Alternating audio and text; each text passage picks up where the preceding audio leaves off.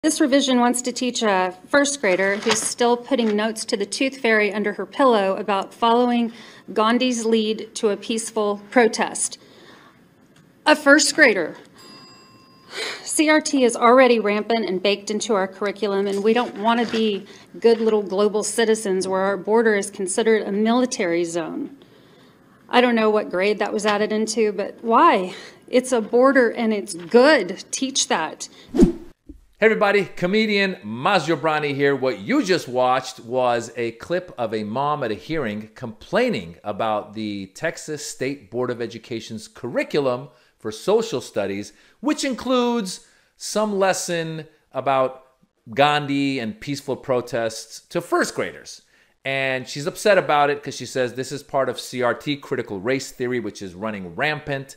And she's just taking a lot of mumbo jumbo she's heard and throwing it all together. Because the truth is, critical race theory is something that's taught at the graduate school level.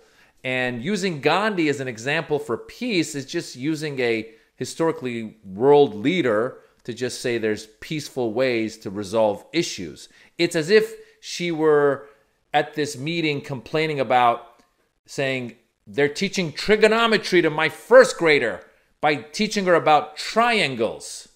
You see, you got to learn about triangles before you can understand the concept. Then later on, you'll learn about trigonometry.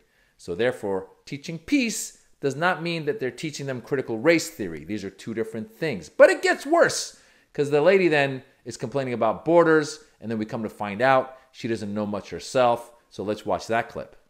I guess I want to understand what of the history on how borders were created do you know about? What did you learn when you were in school? I'm not an expert. I don't appreciate your belittling. I didn't here with a PhD. I didn't come up here as an educator or somebody on one of these work groups. I'm coming up here as a parent. But what is in the standards is understanding our indigenous roots and understanding how indigenous communities have been impacted. And those sorts of pieces of our history are very important. And so, again, I ask, what do you remember about learning about indigenous histories? I don't remember very much about indigenous histories. Which is the point. You go to school to learn. America has one of the worst education in the world in terms of rankings. We're really low in the world. And God forbid you ask an American about other countries. We don't know nothing. I'm a stand-up comedian. I perform all over the world. I swear, whenever I ask anyone in my audience in America about another country, generally speaking, we don't know much.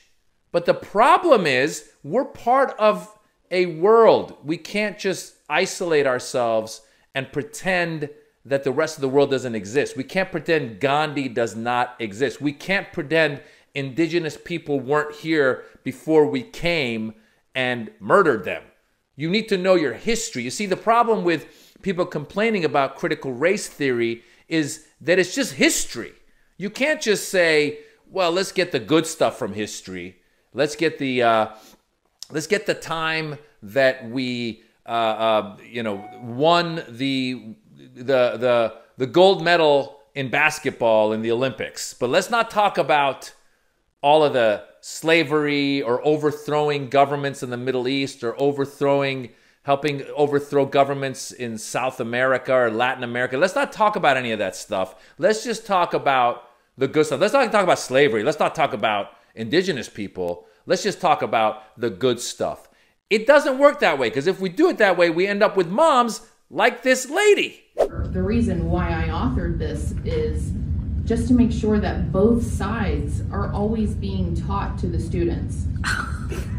Oh my God. So that both sides are always being taught to the students. Except, of course, the anti-racism side. Watch. But it specifically says anti-racism is not allowed. So okay, racism. So to go back to the anti-racism, when we're talking about anti-racism, I know when you look up the definition of it, it says, you know, when you oppose racism. Well, folks, we really want to have an open discussion, but there is no way to have an open discussion with all the chitter chatter and the laughing. And we're trying to talk. I heard what everybody said earlier about the lack of communication. I totally agree with everybody. We can do a much better job communicating. But it isn't funny. We're brand new. It's like drinking from a fire hose. We are trying our best. The laughing is the open communication because the illusion of the other side, in this case, of anti-racism, is racism. Just because there's a differing opinion doesn't mean it's just. We'll talk about that in a minute, but this school board meeting at the Forest Hill School District answers a question I've always had. What if families and their children actually do want anti-racism and CRT curriculum in their school? What would happen?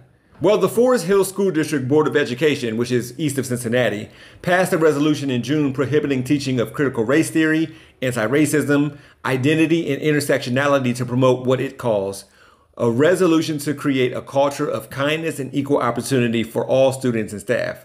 Here it is on screen. Pause to read if you'd like. 4 families are suing that school board to challenge the ban on race-based education and staff training in the latest court battle over attempts to suppress anti-racism education in American classrooms. The complaint, filed in Ohio District Court in late June of 2022, alleges that the resolution exposes racial prejudice within the school system and censors the perspectives of marginalized communities. So this answers my question. What if families and students actually want anti-racism and CRT curriculum? It doesn't matter, especially when those in positions of power at Forest Hill School District, for instance, can make decisions. But what you should know about this school district in particular is that just 5 weeks before this anti-racism ban, seemingly against the will of families and their children, hundreds of students in the Forest Hill School District participated in a walkout in response to the cancellation of a Plant Diversity Day at Turpin High School. It had been held for 6 straight years to that point. The largest Diversity Day turnout was expected. Nearly 160 students were registered to attend. Students needed parental permission in order to attend, by the way, meaning it's optional. Board members voted earlier that month to ban Diversity Day from happening during school hours or with taxpayer resources. Makes me wonder how they were appointed or voted in the first place. Anyway, the students said they planned to hold Diversity Day after school hours.